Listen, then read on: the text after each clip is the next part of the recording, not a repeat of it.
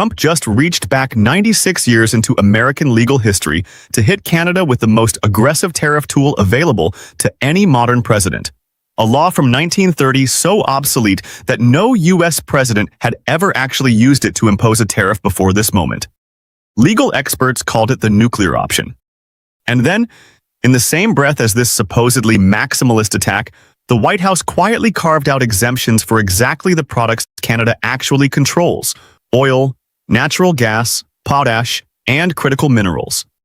Not because Washington felt generous, because it couldn't afford not to. Canada didn't need to threaten anything loudly to stop this weapon from being as devastating as it looked on paper. It simply held on to the one thing America genuinely cannot replace, and that alone was enough to carve a hole straight through the middle of Washington's biggest tariff play yet. Here's what we're covering. First, we'll break down exactly what Section 338 is, why it's been sitting untouched since before the Second World War, and why using it now is such a significant legal escalation. Then we'll get into the exemption list itself: energy, potash, and critical minerals, and why those specific categories out of everything Canada exports were the ones Washington chose to leave alone. After that, we'll cover the detail that proves this wasn't accidental generosity: comments from America's own ambassador to Canada, revealing exactly how this leverage is already being used at the negotiating table. We'll look at what independent trade analysts have said about why even a supposedly nuclear tariff option still had real limits built into it. And finally, we'll talk about why holding leverage quietly, rather than shouting about it, might be the single smartest move Canada has made in this entire trade war. Let's start with Section 338 itself, because the history here is genuinely remarkable. It's a provision buried inside the original 1930 Smoot-Hawley Tariff Act, the same law widely blamed by economic historians for deepening the Great Depression by triggering a wave of retaliatory tariffs across the globe. For nearly a century, it sat completely dormant. Government records show past administrations, including officials in the 1930s and 1940s, mostly used the mere threat of Section 338 as leverage in market access negotiations rather than ever actually pulling the trigger on it, and the provision fell out of use entirely by the 1950s. On July 20th of this year, Trump signed 3 separate proclamations invoking it against Canada anyway, the first confirmed use of Section 338 to actually impose a tariff in the statute's entire 96-year existence. Legal analysts at White and Amp Case flagged this bluntly, describing it as a fundamentally new and unfamiliar tool, specifically because it skips almost every safeguard modern trade law normally requires. No formal investigation, no national security determination, just a presidential proclamation. The scope on paper looks sweeping. The United States Trade Representative estimated the 3 proclamations collectively cover nearly $20 billion in Canadian imports, hundreds of individual tariff categories spanning autos, alcohol, and dairy at the headline level, then exploding outward into machinery, electrical equipment, textiles, wood products, cement, furniture, and a long list of everyday consumer goods, from hockey sticks to Christmas ornaments. And critically, these tariffs apply even to goods that are fully compliant with the Canada-US-Mexico Free Trade Agreement, something most of Trump's earlier tariff rounds against Canada had specifically excluded. Trade lawyers reviewing the proclamations called this detail the most damaging one of all. Canadian businesses had built entire supply chains around the assumption that USMCA compliance offered real protection, and Section 338 blew straight through that assumption entirely. But look at what's missing from that list, because the exemptions tell you far more about the actual balance of power here than the headline tariffs do.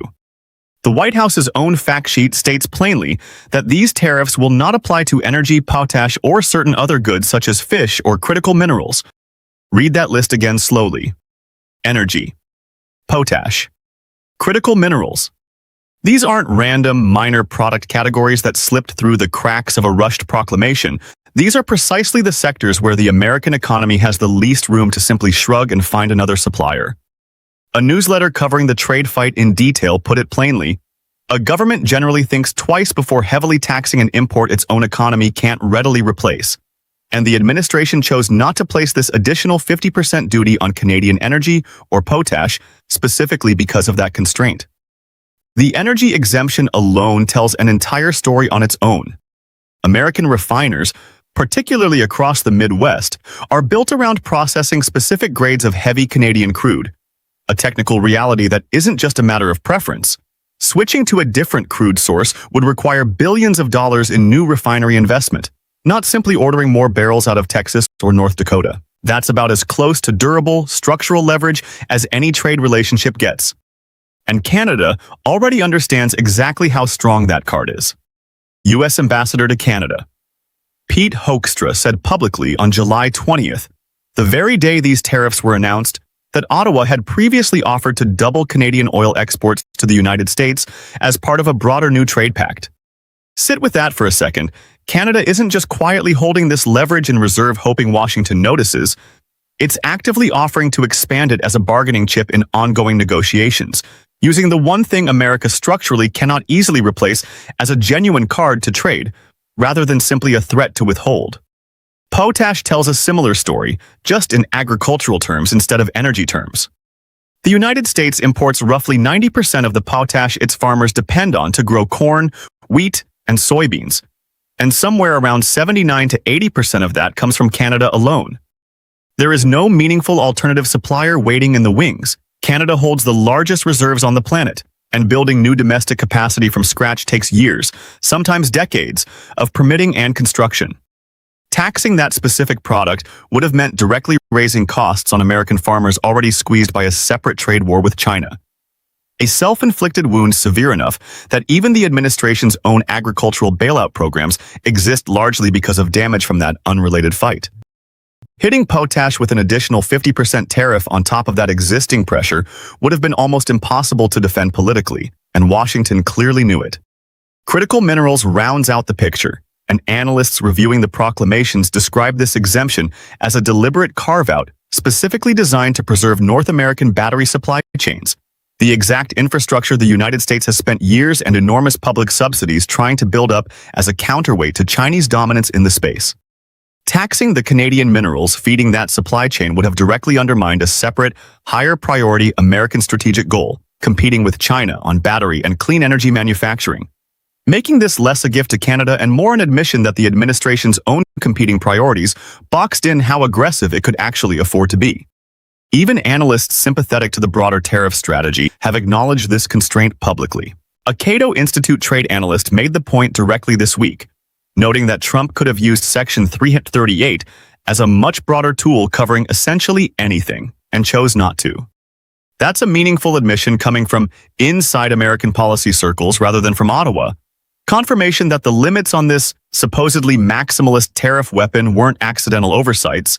They were deliberate concessions to economic reality. To be fair, none of this means Canada is somehow winning this trade war outright, or that these exemptions erase the real damage the covered $20 billion in tariffs will still do. Auto parts, alcohol, dairy, lumber, and dozens of other sectors remain squarely exposed, and businesses across those industries are bracing for real disruption when the tariffs take effect on August 19th. Carney's government has been careful and measured in its public response, agreeing to intensify negotiations rather than escalating rhetorically, and hasn't announced formal retaliatory tariffs as of this writing, even as premiers like Doug Ford push publicly for a harder line. This isn't a clean Canadian victory story. It's a far more interesting one. A supposedly nuclear tariff option that still had to work around the hardest, most durable leverage Canada actually holds. That's exactly what makes this moment worth paying attention to. Washington didn't leave energy, potash, and critical minerals off this list because it suddenly decided to be fair to Canada. It left them off because touching them would have inflicted immediate, visible pain on American refiners, American farmers, and America's own clean energy manufacturing ambitions, all at the same time. Canada didn't need a press conference or a dramatic ultimatum to protect its most valuable exports from this particular weapon. It simply held onto exactly the leverage that mattered most, quietly, and let Washington's own economic self-interest do the rest of the work. A $100 billion defense deal going to Germany, a boycott the White House's own paperwork admits is working, and now a supposedly nuclear tariff option built with a hole in the middle of it, all pointing toward the same underlying truth. The assumption that Canada has no cards left to play keeps turning out to be wrong. So that's the full picture.